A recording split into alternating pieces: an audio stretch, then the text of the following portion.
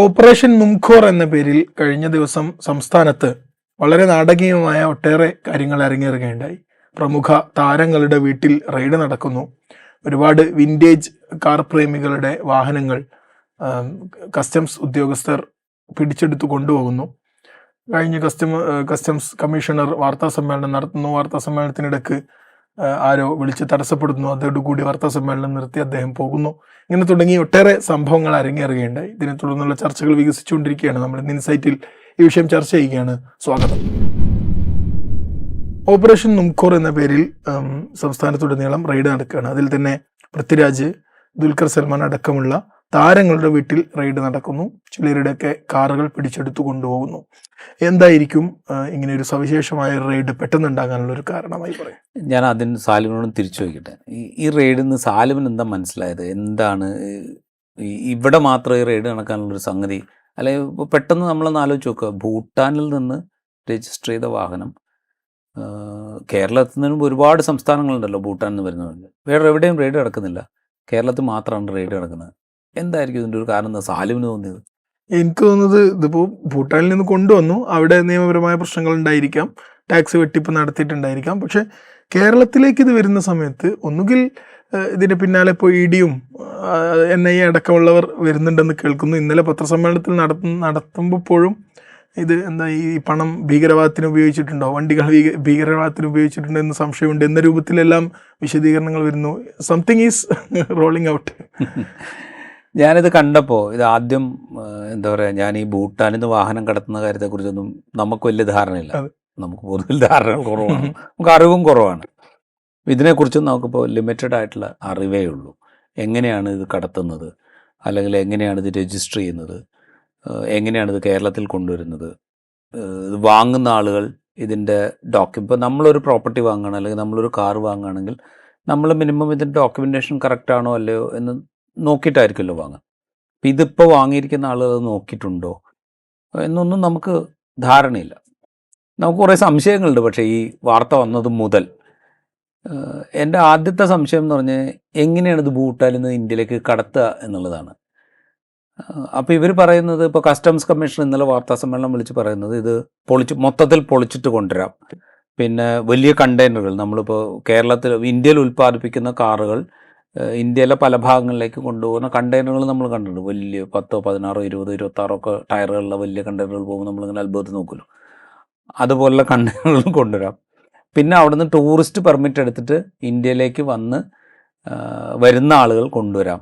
ഇങ്ങനെയൊക്കെയാണ് കടത്തുന്നതെന്നാണ് customs commission പറയുന്നത്. അപ്പോൾ നമുക്ക് സ്വാഭാവികമായി തോന്നുന്നൊരു തോന്നലെന്ന് വെച്ചാൽ അപ്പം ഇതൊന്നും പരിശോധിക്കാൻ ഇന്ത്യയിൽ യാതൊരു മെക്കാനിസം ഇല്ലേ? ഒന്നാലോചിച്ച് നോക്കുക. ഇപ്പോൾ പൊളിച്ചാണ് കടത്തുന്നതെങ്കിൽ അത് പരിശോധിക്കാനൊരു മെക്കാനിസം ഉണ്ടല്ലോ. പൊളിച്ച് കടത്താണ്, ഇതെങ്ങോട്ടാണ് കൊണ്ടുപോകുന്നത് എന്ന് ആദ്യം പരിശോധിക്കുമല്ലോ. ഇത് അവിടെ തന്നെയാണ് എത്തുന്നത് എന്ന് ആദ്യം രണ്ടാമത് പരിശോധിക്കാം.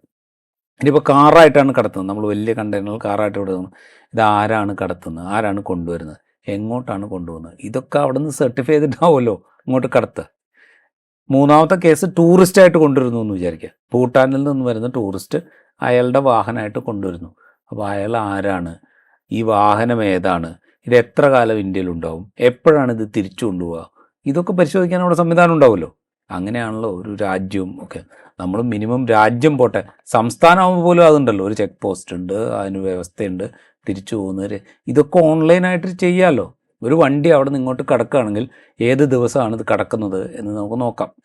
അത് തിരിച്ചു പോകുന്നുണ്ടോ എന്ന് ഇമ്മീഡിയറ്റ് ആയിട്ട് നമുക്ക് അറിയാൻ പറ്റും. അപ്പോൾ ഇതൊന്നും ചെക്ക് ചെയ്യാൻ ഒരു വ്യവസ്ഥയും രാജ്യത്തില്ല എന്നാണ് കസ്റ്റംസ് ഇന്നലെ നമ്മളെ ബോധ്യപ്പെടുത്തിയത്. പ്രത്യേകിച്ച് ഭൂട്ടാൻ വഴിയാണെങ്കിൽ നിങ്ങളൊന്നും പേടിക്കേണ്ടതില്ല, എങ്ങനെ വേണേൽ കൊണ്ടുവരാം, ഇവിടെ ചെക്ക് ചെയ്യാനൊന്നും ഒരു സംവിധാനമില്ല. അതിൻ്റെ കൂടെ കസ്റ്റംസ് കമ്മീഷൻ പറയുന്നു ഈ കാറുകളിലൊക്കെ സ്വർണം കൊണ്ടുവരാം, മയക്കുമരുന്ന് കൊണ്ടുവരാം, പിന്നെ എന്തും കൊണ്ടുവരാം എന്നാണ് അദ്ദേഹം. എന്തും എന്നുള്ളത് എന്താണെന്ന് അദ്ദേഹം വിശദീകരിച്ചില്ല. ഇതൊരു ഫ്രീ ഫോർ ഓൾ ഇടപാടായിട്ടാണ് അവിടെ നടക്കുന്നതെന്നാണ് കസ്റ്റംസ് കമ്മീഷൻ. അങ്ങനെയാണ് ഈ രാജ്യം നടക്കേണ്ടത് എന്ന് ആദ്യം കസ്റ്റംസ് കമ്മീഷണർ പറയണം. അതിനുശേഷം കസ്റ്റംസ് കമ്മീഷണർക്ക് മുകളിലുള്ള ഉദ്യോഗസ്ഥൻ പറയണം. പിന്നെ കസ്റ്റംസിനെ ഭരിക്കുന്ന മന്ത്രി പറയണം. പിന്നെ കസ്റ്റംസിനെ ഭരിക്കുന്ന മന്ത്രിയെ ഭരിക്കുന്ന പ്രധാനമന്ത്രി പറയണം. ഇതാണ് ആദ്യം സംഭവിക്കുന്ന ഒരു കാര്യം. അതാണ് യഥാർത്ഥത്തിൽ ഞാൻ നോക്കുമ്പോൾ ആദ്യം മനസ്സിലാക്കിയത്. പിന്നെ എനിക്ക് തോന്നിയെന്ന് വെച്ച് കഴിഞ്ഞാൽ ഇനി ഇതൊക്കെ ഒരു വ്യവസ്ഥയില്ല, അതുവഴി കടത്തി കടത്തിക്കൊണ്ടിരുന്ന ആളുകൾ ഈ വാഹനം രജിസ്റ്റർ ചെയ്തിട്ടുണ്ട്. അത് ഹിമാചൽ പ്രദേശിൽ രജിസ്റ്റർ ചെയ്തെന്ന് പറഞ്ഞു, ചണ്ഡീഗഡിൽ രജിസ്റ്റർ ചെയ്തെന്ന് പറഞ്ഞു, ഹരിയാനയിൽ രജിസ്റ്റർ ചെയ്തെന്ന് പറഞ്ഞു. അപ്പോൾ ഈ സംസ്ഥാനങ്ങളിലേക്ക് ഇതൊക്കെ രജിസ്റ്റർ ചെയ്യാൻ പാകത്തിനാണോ ഈ സംവിധാനം അവിടെ വർക്ക് ചെയ്യുന്നത് എന്നുള്ളതാണ് ആദ്യം പരിശോധിക്കേണ്ടത്. അങ്ങനെയാണ് ഈ രജിസ്റ്റർ ചെയ്യുന്ന ആളുകൾ ആരൊക്കെയാണ്, ഇതാണല്ലോ ആദ്യം അന്വേഷിക്കേണ്ട ഒരു സംഗതി. രജിസ്റ്റർ ചെയ്യുന്ന ആളുകളെ കണ്ടെത്തുന്നു, അവരേത് വിധത്തിലാണ് ഇത് കൊണ്ടുവരുന്നതെന്ന് കണ്ടെത്തുന്നു.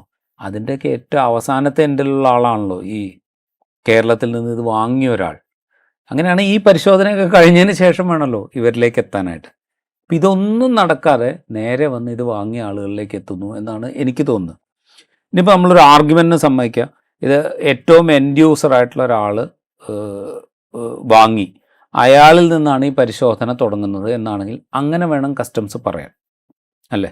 അല്ലാതെ ഈ പറയുന്ന ദുൽഖർ സൽമാനോ പൃഥ്വിരാജോ അല്ലെങ്കിൽ ഏതോ ചക്കാലക്കലോ അല്ലെങ്കിൽ കേരളത്തിലെ ഏതെങ്കിലും ഒരു മറ്റേ ഈ വാഹന വ്യവസായമൊക്കെ നടത്തുന്ന ഗ്രൂപ്പുകളോ ആണ് ഇതിലെ ബേസിക് ആയിട്ടുള്ള ആദ്യത്തെ പ്രതികൾ എന്നല്ലല്ലോ പറയേണ്ടത്. ഞങ്ങൾ ഇവരെ പരിശോധിക്കുകയാണ്, ഇവരിൽ നിന്ന് കിട്ടിയ വിവരത്തിൻ്റെ അടിസ്ഥാനത്തിൽ ഇതാരാണ് കടത്തിയത് എന്ന് ഞങ്ങൾ കണ്ടെത്തും, ഇതെവിടെയാണ് രജിസ്റ്റർ ചെയ്തത് എന്ന് നമ്മൾ കണ്ടെത്തും, അതിന് ഇടനില നിന്ന് ആരൊക്കെയാണെന്ന് നമ്മൾ കണ്ടെത്തും എന്നാണല്ലോ പറയേണ്ടത്. ഇതൊരു കോമൺ സെൻസിൻ്റെ പ്രശ്നം മാത്രമാണ്. അപ്പം ഇതൊന്നുമല്ല സംഭവിക്കുന്നത്. കസ്റ്റംസ് വരുന്നു, കേരളത്തിൽ ആകെ റെയ്ഡ് നടത്തുന്നു, ഇതാ കടത്തിയ ഭൂട്ടാനിൽ നിന്ന് കടത്തിയ വാഹനങ്ങൾ ഇതാ കണ്ടെത്തുന്നു, ഇത് വാങ്ങിയ ആളുകൾ വലിയ ക്രൈമാണ് ചെയ്തിരിക്കുന്നത് എന്നുള്ള മട്ടിൽ പറയുന്നു. ഇവർ ഈ വാഹനം മാത്രമല്ല, ഒരുപക്ഷെ സ്വർണം കടത്തിയിട്ടുണ്ടാവാം, മയക്കുമരുന്ന് കടത്തിയിട്ടുണ്ടാവാം എന്നിട്ടുള്ളൊരു പോസ്റ്റ് ഇട്ടിട്ട് കസ്റ്റംസ് വേറെ എന്തൊക്കെയാണെന്ന് നമുക്കറിയാം. വേറെ എന്തൊക്കെയാണെന്ന് പറഞ്ഞാൽ നമുക്കറിയാലോ, സ്ഫോടക വസ്തുക്കളാവാം, ആയുധങ്ങളാവാം, അങ്ങനെ പലതും ആവാം. അപ്പം അങ്ങനെ ഒരു സംശയത്തിൻ്റെ ഓപ്ഷൻ അവിടെ ഇട്ടുകൊണ്ടാണ് കസ്റ്റംസ് കമ്മീഷൻ സംസാരിക്കുന്നത്. ഇതിന് എന്തോ ഒരു കുഴപ്പമുണ്ടെന്ന് എനിക്ക് തോന്നുന്നു. മാത്രമല്ല, ഭൂട്ടാനിൽ നിന്ന് കടത്തിയ വാഹനം പിടിക്കുന്നത് കേരളത്തിൽ മാത്രമാണ്, വേറെ രാജ്യത്ത് ഒരു ഭാഗത്തും ഇത് രജിസ്റ്റർ ചെയ്ത സംസ്ഥാനത്ത് പിടിക്കുന്നില്ല. രജിസ്റ്റർ ചെയ്ത ഹിമാചൽ പ്രദേശ് രജിസ്റ്റർ ചെയ്തിട്ടുണ്ട്, ഹരിയാന രജിസ്റ്റർ ചെയ്തിട്ടുണ്ട്, ചണ്ഡീഗഡ് രജിസ്റ്റർ, ഇവിടെ ഒന്നും പിടിക്കുന്നില്ല, മൊത്തം കേരളത്തിൽ മാത്രമാണ് പിടിക്കുന്നത്. ഇത് വെറുതെ നടക്കുന്ന ഒരു പണിയാണോ അതോ പണിയാൻ വേണ്ടി നടത്തുന്ന പണിയാണോ എന്നുള്ളൊരു സംശയം നമുക്ക് അവിടെ ഉണ്ടാവും. അതൊരു സ്വാഭാവികമായ സംശയമാണ്. അല്ലാതെ ഇത് ഈ പറയുന്ന പ്രക്രിയ മുഴുവൻ ലീഗലാണ്, അല്ലെങ്കിൽ ഇതൊന്നും പ്രശ്നമില്ലാത്തതാണ്, അല്ലെങ്കിൽ ഇതൊന്നും അന്വേഷിക്കേണ്ടാത്തതാണെന്നുള്ള അഭിപ്രായം നമുക്കില്ല. പക്ഷെ ഇതെന്താണ് സംഭവിക്കുന്നത് എന്നുള്ള കാര്യത്തിൽ ഒരു സംശയം നമുക്കുണ്ട്. അതോടൊപ്പം തന്നെ ഈ റോയൽ ഭൂട്ടാൻ ആർമി ഉപേക്ഷിച്ച വാഹനങ്ങൾ അവിടെ നിന്ന് ചുളവിലക്ക് സ്വന്തമാക്കി അത് ഇന്ത്യയിലേക്ക് കടത്തി ഇവിടെ ഒന്ന് റീഅസംബിൾ ചെയ്ത് രജിസ്റ്റർ ചെയ്ത് അത് 10-40 ഇരട്ടി വിലക്ക് വിൽക്കുകയാണ് ചെയ്തത്. അത് ഈ വിൻറ്റേജ് വാഹനങ്ങൾ ഒരു ഭ്രമമായി കൊണ്ട് നടക്കുന്ന ഒരുപാട് കാർ പ്രേമികളുണ്ട്. അവർ അത് എന്ത് വില കൊടുത്തു വാങ്ങാൻ തയ്യാറാണ്. അങ്ങനെ വാങ്ങിയവരാണ് ഈ അറ്റത്തുള്ളവർ, അതിൽപ്പെട്ടവരാണ് ഈ താരങ്ങൾ. പക്ഷേ ഈ താരങ്ങളുടെ പേര് വന്നതുകൊണ്ട് അതൊന്നുകൂടി സെലിബ്രേറ്റ് ചെയ്യപ്പെട്ടു എന്നുള്ളത്. അങ്ങനെയാണെങ്കിൽ ഈ എൻഡിൽ നിൽക്കുന്ന, ഇപ്പോൾ ഇന്നലെ വാഹനം പിടിച്ചെടുത്തവരുടെ ഉടമകൾ അടക്കമുള്ളവർ, അവർ വലിയൊരു തട്ടിപ്പിന് ഇരയായിട്ടുണ്ട് എന്നത് കൂടി ഇതിൽ നമുക്ക് മനസ്സിലാക്കേണ്ടതല്ലേ? സ്വാഭാവികമായിട്ടും. കാരണം ഇപ്പം ഞാനൊരു കാർ വാങ്ങുകയാണെന്ന് വിചാരിക്കാം, അത് കുറച്ചൊരു ഹൈ എൻഡ് വാഹനമാണെന്ന് വിചാരിച്ചു കഴിഞ്ഞാൽ നമ്മളെന്താ നോക്കുക, സർക്കാരിൻ്റെ രജിസ്ട്രേഷൻ ഡിപ്പാർട്ട്മെൻറ്റ് വഴി, ഇപ്പോൾ പറയുന്ന എംപരിവാഹൻ, അതിനു മുമ്പാണെങ്കിൽ സാധാരണഗതിയിലുള്ള പേപ്പർ സംഗതികൾ ഇത് വെച്ചിട്ട് നോക്കിയിട്ട് നമ്മൾ ഇതിൻ്റെ ഓണർ ആരാണ്, അയാൾ വേണ്ട വിധത്തിലുള്ള കാര്യങ്ങളൊക്കെ ചെയ്തിട്ടുണ്ടോ, അയാൾ വേണ്ട വിധത്തിലാണ് രജിസ്റ്റർ ചെയ്തിരിക്കുന്നത്, അയാൾ ഇൻഷുറൻസ് എടുത്തിട്ടുണ്ടോ, ബാക്കി റോഡ് ടാക്സ് കൊടുത്തിട്ടുണ്ടോ, ഇത്തരം ഡോക്യുമെൻറ്റ്സ് ഒക്കെ ഉണ്ടോ, ഇതൊക്കെ ത്രൂ ആണോ എന്ന് നോക്കിയിട്ട് ഞാനിത് വാങ്ങുകയാണ് ചെയ്യുക. അല്ലാതെ വേറെ ഒന്നും നമുക്ക് ചെയ്യാൻ പറ്റില്ല. ഇവിടെ ഇപ്പോൾ ഇത് വാങ്ങിയ ആൾ ഇതൊക്കെ നോക്കിയിട്ടുണ്ടാവും. ചിലപ്പോൾ ഇതെവിടെയാണ് രജിസ്റ്റർ ചെയ്യുന്നത്, ഹിമാചൽ പ്രദേശിലാണ് രജിസ്റ്റർ ചെയ്തിരിക്കുന്നത്, രജിസ്ട്രേഷൻ ഓക്കെയാണ്, ഇത്രയല്ലേ അയാൾക്ക് നോക്കാൻ പറ്റുള്ളൂ, വേറൊന്നും അയാൾക്ക് നോക്കാൻ പറ്റുള്ളൂ. അല്ലാതെ ഇത് ഭൂട്ടാനിൽ നിന്ന് കടത്തിക്കൊണ്ടുവന്ന് മറിച്ച് വിറ്റ് അല്ലെങ്കിൽ ഉദ്യോഗസ്ഥരെ സ്വാധീനിച്ച് കൃത്രിമമായിട്ട് രജിസ്ട്രേഷൻ ഉണ്ടാക്കിയതിന് ശേഷം വെക്കുന്നതാണോ നല്ലയോ എന്നൊന്നും കണ്ടുപിടിക്കാനുള്ള സംവിധാനമൊന്നും സാമാന്യം പോലെ വാങ്ങുന്ന ഒരു മനുഷ്യനുണ്ടാവില്ല. ഇപ്പോൾ നമ്മളെപ്പോലെയുള്ള മനുഷ്യന്മാരല്ല ദുൽഖർ സൽമാനും പൃഥ്വിരാജ് സുകുമാരനും അല്ലെങ്കിൽ അമിത് ചക്കാലക്കലും ഒക്കെ എന്ന് വിചാരിക്കുക. എന്നാൽ പോലും അവർക്ക് പരിശോധിക്കാവുന്നതിനൊരു ലിമിറ്റുണ്ട്. നമ്മളെക്കാൾ കുറച്ചും കൂടെ കൂടുതൽ പരിശോധിക്കാൻ അവർക്ക് കഴിഞ്ഞേക്കും. ചിലപ്പോൾ അവർ ഇത് വ്യാജ രജിസ്ട്രേഷനാണെന്ന് അറിഞ്ഞിട്ടും ചിലപ്പോൾ വാങ്ങിയിട്ടുണ്ടാവാം. ഇതൊക്കെ സംഭവിച്ചിട്ടുണ്ടാവും. എങ്കിൽ പോലും ഇപ്പം ഈ കാണിക്കുന്ന കോലാഹലത്തിനനുസരിച്ചുള്ള ഒരു പ്രശ്നമല്ലല്ലോ അത്. അവർ പരിശോധിക്കുന്നത് ഇത് ലീഗലി ഇന്ത്യയിൽ വാങ്ങാവുന്നൊരു സംഗതിയാണോ അല്ലയോ. അവർ നോക്കുമ്പോൾ ഇത് ലീഗലി രജിസ്റ്റർ ചെയ്തിട്ടുണ്ട്, വാങ്ങാവുന്നൊരു സംഗതിയാണ്, അവർ വാങ്ങുന്നു. ഇത്രയും സംഭവിക്കുന്നു. ഈ വാങ്ങലിലൊക്കെ ഒരുപാട് പ്രശ്നമുണ്ട്. കാരണം ഇപ്പോൾ നമുക്ക് 1 കാർ വേണോ, 2 കാർ വേണോ, 3 കാർ വേണോ, 4 കാർ വേണോ, നമുക്ക് വിൻറ്റേജ് കാർ വേണോ, വിൻറ്റേജ് കാർ വേണോ, 10 വേണോ, 11 വേണോ, ഇതൊക്കെ എന്ന് വെച്ച് കഴിഞ്ഞാൽ ഇത് ഡിപ്പെൻസ്.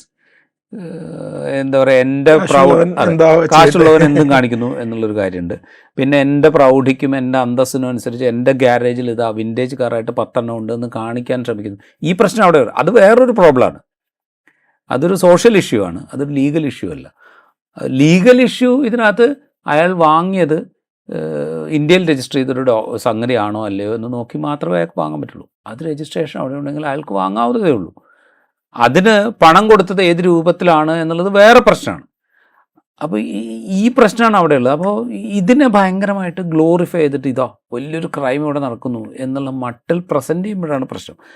ആ പ്രസൻറ്റ് ചെയ്യുന്നതിൻ്റെ കൂടെ കസ്റ്റംസ് പറയുന്നു കാറ് മാത്രമല്ല വാങ്ങിയിട്ടുണ്ടാവുക, സ്വർണം കടത്തിയിട്ടുണ്ടാവാം, മയക്കുമരുന്ന് കടത്തിയിട്ടുണ്ടാവാം, വേറെ എന്തെങ്കിലുമൊക്കെ കടത്തിയിട്ടുണ്ട്. അപ്പോൾ ഇതൊരു എന്താ ഒരു വ്യാജ പ്രതിച്ഛായ ഉണ്ടാക്കിയെടുക്കാനുള്ള ശ്രമമായിട്ട് നമ്മളിതിനെ കാണേണ്ടി വരും ഇപ്പോഴത്തെ ഘട്ടത്തിൽ. ആ ഒരു ത്വര അവിടെ ഉണ്ട് എന്ന് നമ്മൾ മനസ്സിലാക്കിയേ പറ്റൂ. അത് മനസ്സിലാക്കുന്നത് വേറൊന്നും കൊണ്ടല്ല, ഭൂട്ടാനിൽ നിന്ന് കാറ് വാങ്ങുന്ന ആളുകൾ കേരളത്തിൽ ഇത്രയും വിറ്റിട്ടുണ്ട് എന്ന് മാത്രമേ കസ്റ്റംസ് പറയുന്നുള്ളൂ. നിങ്ങൾ പറയാണ് കേരളത്തിലും വിറ്റിട്ടുണ്ട്, ഗുജറാത്തിലും വിറ്റിട്ടുണ്ട്, പശ്ചിമ ബംഗാളിലും വിറ്റിട്ടുണ്ട്, ഉത്തർപ്രദേശിലും വിറ്റിട്ടുണ്ട്, മധ്യപ്രദേശിലും വിറ്റിട്ടുണ്ട്, ഡൽഹിയിലും വിറ്റിട്ടുണ്ട് എന്ന് പറയുകയാണെങ്കിൽ കുഴപ്പമില്ല. ഇത് കേരളത്തിൽ മാത്രമേ ഉള്ളൂ, അല്ലെങ്കിൽ കേരളത്തിലാണ് റെയ്ഡ് ആദ്യം നടക്കുന്നത് എന്നുള്ളൊരു പ്രശ്നമുണ്ട്. അത് നമ്മൾ മനസ്സിലാക്കിയേ പറ്റൂ. അതിലൊരു രാഷ്ട്രീയമുണ്ട്. ആ രാഷ്ട്രീയത്തിന് വേണ്ടിയിട്ട് ഈ ഏജൻസികൾ പ്രവർത്തിക്കുന്നുണ്ടോ എന്നുള്ള സംശയം നമുക്കുണ്ട്.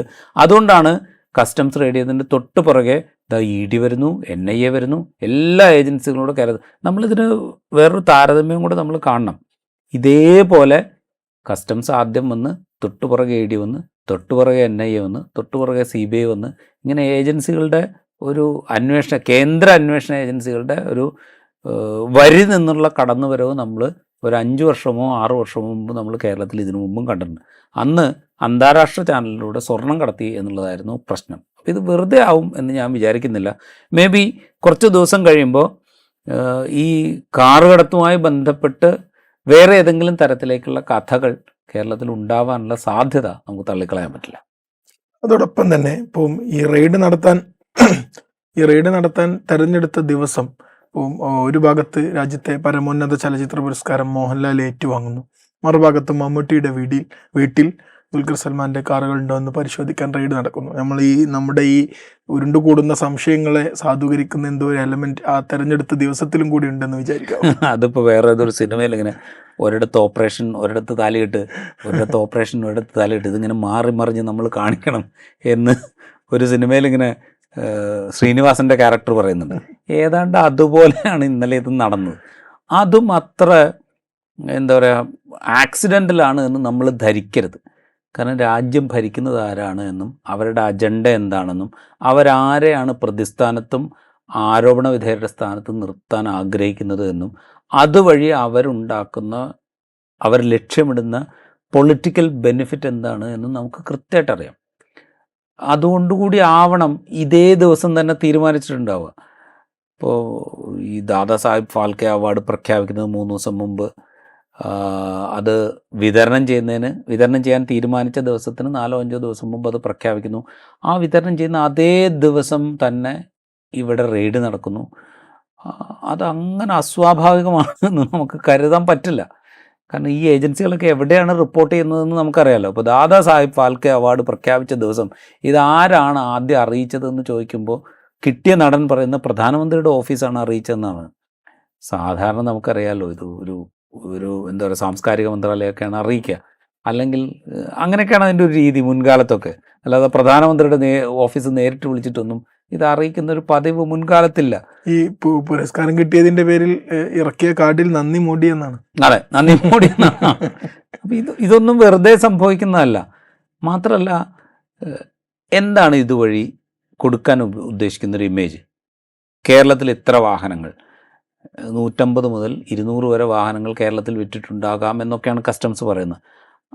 അതിൻ്റെ വില വെച്ചിട്ടുള്ളൊരു അഭ്യൂഹം പ്രചരിക്കുന്നത് 400 കോടി 450 കോടി രൂപയുടെ ഇടപാട് നടന്നിട്ടുണ്ട് എന്നുള്ള അഭ്യൂഹം പ്രചരിക്കുന്നത്. പിന്നെ ദേശദ്രോഹ പ്രവർത്തനങ്ങൾ, US എംബസിയുടെ പേരിലുള്ള വാഹനം, ഇന്ത്യൻ എംബസിയുടെ പേരിലുള്ള വാഹനം, ഇങ്ങനെ പലതരത്തിലുള്ള അഭ്യൂഹങ്ങളാണ് ഇങ്ങനെ പടച്ചുവിട്ടുകൊണ്ടിരിക്കുന്നത്. അപ്പം ഇതുവഴി കൊടുക്കുന്നൊരു ഇമേജ് എന്താ? കേരളത്തിൽ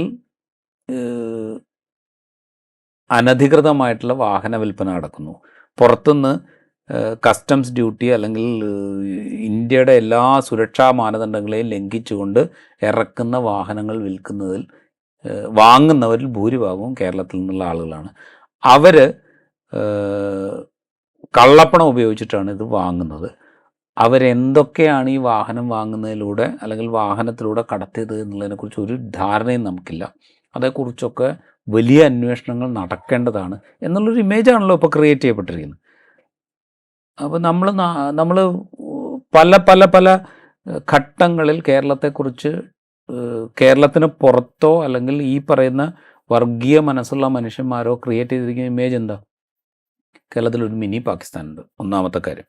കേരളത്തിലേക്കാണ് ഹവാല പണം ഏറ്റവും അധികം ഒഴുകുന്നത്, രണ്ടാമത്തെ കാര്യം. പിന്നെ കേരളം വഴി ആയുധങ്ങളുടെ കച്ചവടം നടക്കുന്നു, മൂന്നാമത്തെ കാര്യം. കേരള കോസ്റ്റ് വഴിയാണ്, കേരള തീരം വഴിയാണ് അനധികൃതമായിട്ടുള്ള ആയുധങ്ങൾ മുഴുവൻ കടത്തുന്നത് എന്നുള്ളതാണ്. ഇങ്ങനെ പലതരത്തിലുള്ള ഇമേജ് ക്രിയേറ്റ് ചെയ്യപ്പെട്ടിട്ടുണ്ട്. അപ്പം ഇതിൻ്റെയൊക്കെ ഒരു തുടർച്ചയായിട്ട് വേണം നമ്മൾ ഇതിനെ കാണാൻ. ഇത് വളരെ നിഷ്കളങ്കമായിട്ട് കസ്റ്റംസ് ഈ ഒരു വിവരം അറിയുന്നു. അതിൻ്റെ അന്വേഷണ ട്രെയിലിൻ്റെ ഭാഗമായിട്ട് കേരളത്തിലാണ് കൂടുതൽ വാഹനങ്ങൾ വാങ്ങിയതെന്ന് മനസ്സിലാക്കുന്നു. അങ്ങനെ കേരളത്തിൽ വന്ന് റെയ്ഡ് ചെയ്യുന്നു. റെയ്ഡ് ചെയ്തപ്പോൾ മനസ്സിലാവുന്നു അതിൽ ഒരാൾ ദുൽഖർ സൽമാനാണ്, ഒരാൾ പൃഥ്വിരാജ് സുകുമാരനാണ്, പിന്നെ ഒരാൾ അമിത് ചക്കാലക്കലാണ്. പിന്നെ മറ്റേ ഇത് വാങ്ങിയ സ്ഥാപനങ്ങളിൽ പലതും മലപ്പുറം, കോഴിക്കോട് കേന്ദ്രീകരിച്ചിട്ടാണ്. ഇതൊക്കെ വളരെ ആക്സിഡൻ്റായിട്ട് ഇങ്ങനെയൊക്കെ നമ്മൾ വിചാരിക്കണമെങ്കിൽ നമ്മൾ അത്രമാത്രം നിഷ്കളങ്കരായിരിക്കണം. ഇത് അങ്ങനെ നിഷ്കളങ്കമായി നടക്കുന്ന ഒരു ഓപ്പറേഷനാണ് എന്ന് ഞാൻ വിചാരിക്കുന്നില്ല. പിന്നെ ഇങ്ങനെ ഒരു ഓപ്പറേഷൻ നടക്കുന്നുണ്ടെങ്കിൽ അത് കണ്ടെത്തണം, ഒരു സംശയമൊന്നുമില്ല. അതായത് ഇന്ത്യയുടെ അതിർത്തി വഴി ഇങ്ങനെ അനധികൃതമായിട്ട് വാഹനങ്ങൾ കടത്തുകയും അത് വിൽപ്പന നടത്തുകയും ചെയ്യുന്നുണ്ടെങ്കിൽ അത് കണ്ടെത്തണം. വിൽപ്പന നടത്തുക എന്ന് പറയുന്നത് എവിടെയൊക്കെയാണോ അവിടെയൊക്കെ നമ്മൾ അന്വേഷണം നടത്തണം. ആദ്യം അന്വേഷിക്കേണ്ടത് ഇത് ആരാണ് കടത്തുന്നതെന്നാണല്ലോ. ഒന്നാമത്തെ കാര്യം അന്വേഷിക്കുന്നത് ഇത് ആരാണ് കടത്തുന്നത്, പിന്നെ ഇത് എങ്ങനെ കടത്തുന്നു എന്നുള്ളത്. കടത്തണമെങ്കിൽ കടത്തിന് സഹായിക്കുന്ന ആളുകൾ അവിടെ അതിർത്തിയിൽ ഉണ്ടാവണമല്ലോ, അല്ലാതെ കടത്താൻ പറ്റില്ലല്ലോ. അപ്പം ഇതാണല്ലോ ആദ്യം അന്വേഷിക്കേണ്ടത്. ഇതൊന്നും അന്വേഷിച്ചിട്ടില്ല. ഇനി അന്വേഷിച്ചോ ഇല്ലയോ എന്ന് നമ്മൾ വാർത്തകൾ വായിക്കുമ്പോൾ നമുക്ക് മനസ്സിലാവുന്നത് കോയമ്പത്തൂർ കേന്ദ്രീകരിച്ചിട്ടുള്ള ഏതോ ഒരു ഏജൻസിയാണ് ഇതിൻ്റെ പിന്നിൽ പ്രവർത്തിക്കുന്നത്. എന്നാൽ പിന്നെ ആദ്യം അന്വേഷിക്കേണ്ട ആ ഏജൻസിയെക്കുറിച്ചാണല്ലോ. ആദ്യം പുറത്തു വരേണ്ടത് ആ ഏജൻസിയെക്കുറിച്ചുള്ള വിവരങ്ങളാണല്ലോ. അല്ലാതെ ഇവിടെ ഒന്ന് വലിയ റെയ്ഡ് നടത്തുമ്പോഴല്ലല്ലോ ഈ വിവരങ്ങൾ പുറത്തു വരേണ്ടത്. ഇനിയിപ്പോൾ റെയ്ഡ് നടത്തുന്നു എന്ന് തന്നെ വിചാരിക്കുക. നമ്മളിപ്പോൾ സ്വർണം കടത്തി എന്നുള്ളതിനെക്കുറിച്ച് റെയ്ഡ് നടത്തുന്ന പോലെ അല്ലല്ലോ ഒരു വാഹനത്തെക്കുറിച്ചുള്ള റെയ്ഡ് നടത്തുക. വാഹനം അങ്ങനെ എന്താ പറയുക, പെട്ടെന്ന് അങ്ങനെ കടത്തിക്കൊണ്ടു പോകാൻ പറ്റുന്ന ഒരു സംഗതിയല്ലല്ലോ. അപ്പോൾ ഇതിന് മൊത്തത്തിലൊരു ഒരു ഒരു പ്രോബ്ലം ഉണ്ട്. നമ്മളിത് ഗൂഢാലോചന ആരോപിക്കുകയാണെന്ന് ആരും തെറ്റിദ്ധരിക്കരുത്. ഗൂഢാലോചന ആരോപിക്കുകയല്ല. നമ്മൾ സാമാന്യ ബുദ്ധിയിൽ സാമാന്യം പോലെ ഇപ്പോൾ VS അച്യുതാനന്ദനാണെന്നോ ആദ്യം പറയുന്നത് അരിയാഹാരം കഴിക്കുന്ന എല്ലാവർക്കും മനസ്സിലാവുമല്ലോ എന്ന്. അപ്പോൾ അരിയാഹാരം കഴിക്കുന്ന എല്ലാവർക്കും മനസ്സിലാവുമല്ലോ ഇതിൻ്റെ ആദ്യം അന്വേഷിക്കേണ്ടത് എവിടെയാണ് എന്നുള്ളത്. കടത്ത് നടക്കുന്നുണ്ടെങ്കിൽ ആ നടക്കുന്ന സ്ഥലത്താണല്ലോ ആദ്യം അന്വേഷിക്കേണ്ടത്. അതിനുശേഷം ഇത് രജിസ്ട്രേഷൻ നടക്കുന്നുണ്ടെങ്കിൽ രജിസ്ട്രേഷൻ നടക്കുന്ന സ്ഥലത്ത് ആദ്യം അന്വേഷിക്കണമല്ലോ. അത് കഴിഞ്ഞിട്ട് വേണമല്ലോ ഇത് എവിടെയാണ് ഇതിൻ്റെ പ്രോഡക്റ്റ് ഉള്ളത് എന്ന് മനസ്സിലാക്കാൻ. ഇനി തിരിച്ചാണെങ്കിൽ പോലും ഇത് കുറച്ചുകൂടെ രഹസ്യ സ്വഭാവത്തിൽ ചെയ്യാമല്ലോ. കാരണം ഇത് കണ്ടെത്തി ഇതിൻ്റെ ഡോക്യുമെൻ്റ് വെരിഫൈ ചെയ്ത് ഈ ഡോക്യുമെൻ്റ് ആരാണ് ആദ്യം രജിസ്റ്റർ ചെയ്തിരിക്കുന്നത് മനസ്സിലാക്കി അവരാരാണെന്ന് കണ്ടെത്തി അവരിലേക്കാണല്ലോ ആദ്യം എത്തേണ്ടത്. അപ്പോൾ ഇത് പരസ്യമാക്കുക എന്ന് പറഞ്ഞു കഴിഞ്ഞാൽ ഈ ഡോക്യുമെൻ്റ് രജിസ്റ്റർ ചെയ്ത ആളുകളെ മുഴുവൻ അലേർട്ട് ചെയ്യുക ആണ് കസ്റ്റംസ് ചെയ്തിരിക്കുന്നത്. അപ്പോൾ ഇതിനകത്ത് മൊത്തത്തിലൊരു പ്രോബ്ലം ഉണ്ട്. അപ്പോൾ ഇതെന്താണ് എന്നുള്ളത് നമ്മൾ വരും കാലത്തേ മനസ്സിലാവുള്ളൂ. മേ ബി എനിക്ക് തോന്നുന്നു കുറച്ച് ദിവസങ്ങൾ കഴിയുമ്പോൾ ഇതിൻ്റെ പുറകിലേക്ക് നമ്മൾ സഞ്ചരിക്കും. അപ്പോൾ ഈ നടന്മാരുടെ കൂടെ ഫോട്ടോ എടുത്ത ആളുകൾ, ഈ നടന്മാരുടെ ഫേസ്ബുക്ക് പേജിൽ സ്ഥിരമായിട്ട് കമൻ്റ് ചെയ്ത ആളുകൾ, ഇങ്ങനെ പല പല കാര്യങ്ങളും നമ്മൾ കാണും. സ്വർണ്ണക്കടത്തിൻ്റെ കഥയിൽ വന്നതുപോലെയുള്ള പല പല സംഗതികൾ വരുംകാലത്ത് കാണും എന്നാണ് ഞാൻ വിചാരിക്കുന്നത്. അതോടൊപ്പം തന്നെ ഇപ്പോൾ ഭൂട്ടാനിൽ നിന്ന് ഈ ആർമി ഉപേക്ഷിച്ച വാഹനങ്ങൾ ഇങ്ങോട്ട് കൊണ്ടുവരുമ്പോൾ അത് ചുളുവിലൊക്കെ എടുത്ത് ഇങ്ങോട്ട് കൊണ്ടുവരുമ്പോൾ അവിടെ ഒരു നികുതി വെട്ടിപ്പ് നടക്കുന്നുണ്ട്. ഇവിടുത്തെ രജിസ്ട്രേഷൻ അതിൽ ഫോർഗഡ് ഡോക്യുമെൻ്റ് ഉണ്ടാക്കുന്ന സമയത്ത് നികുതി വെട്ടിപ്പ് നടക്കുന്നുണ്ട്.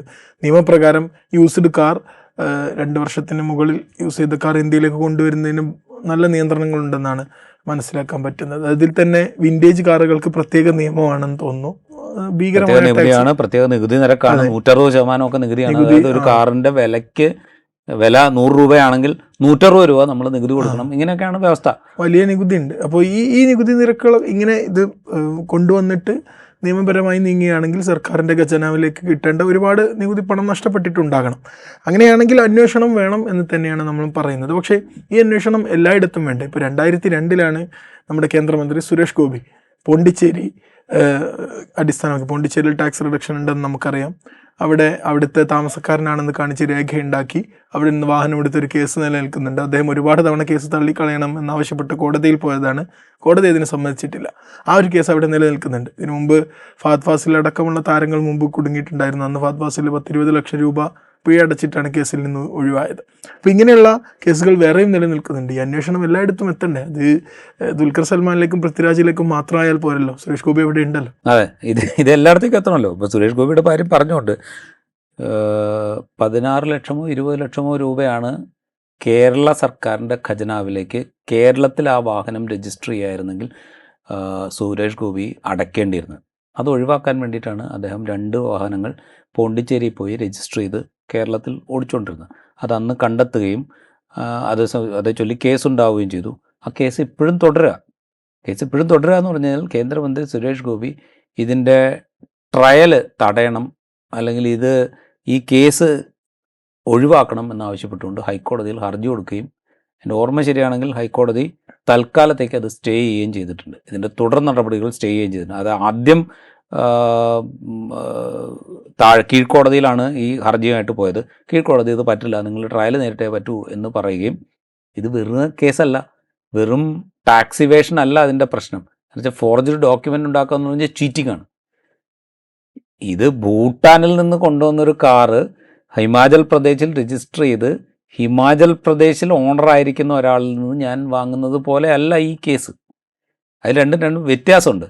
എന്നുവെച്ചാൽ ഞാൻ ഡെലിബറേറ്റ് ആയിട്ട് കേരളത്തിൽ നിന്ന് വാങ്ങിയ വണ്ടി പോണ്ടിച്ചേരിയിൽ ജീവിക്കുന്ന മനുഷ്യനാണ് എന്ന് ഞാൻ അവിടെ രേഖ ഉണ്ടാക്കിയിട്ട്, അതായത് ഞാൻ അവിടെ താമസക്കാരനാണെന്ന് വ്യാജ ഡോക്യുമെൻ്റ് ഉണ്ടാക്കുന്നു, എന്നിട്ട് അവിടെ രജിസ്റ്റർ ചെയ്യുന്നു. എന്ന് വെച്ചാൽ ഞാനൊരു ഡോക്യുമെൻ്റ് ഫോർജ്ഡായിട്ട് ഉണ്ടാക്കുകയാണ് ചെയ്യുന്നത്.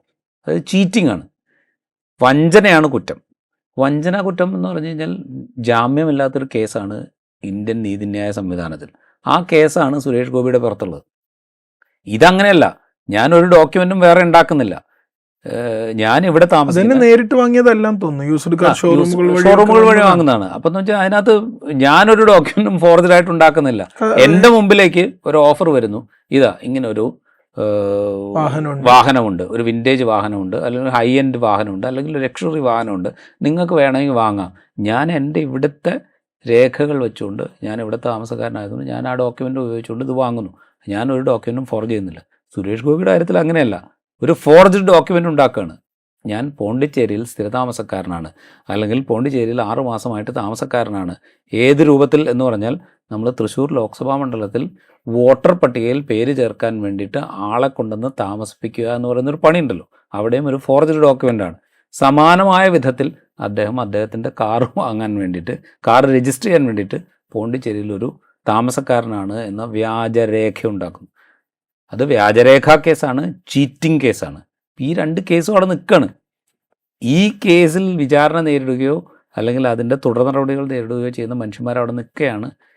ഇവിടെ ഇങ്ങനെ ഒരു കേസ് കൂടെ ഉണ്ടായി വരുന്നത്. അപ്പോൾ ഇത് ചെറിയ പരിപാടിയല്ല.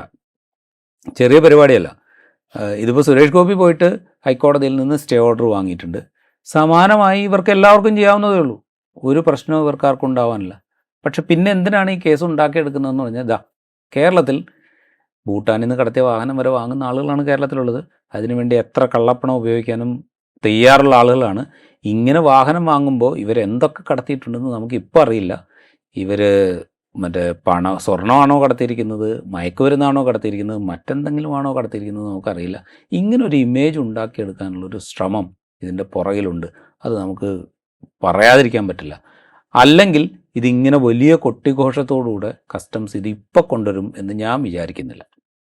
റൈറ്റ്. ഓപ്പറേഷൻ നുംകോർ അത്ര സ്വാഭാവികമല്ല. അതിന് പിന്നിൽ എന്തൊക്കെയോ സംശയങ്ങൾ ഉരുണ്ടു കൂടുന്നുണ്ട് എന്നാണ് നമ്മൾ പറഞ്ഞു വെക്കുന്നത്. ഇൻസൈറ്റ് ഇവിടെ പൂർണ്ണമാകുന്നു.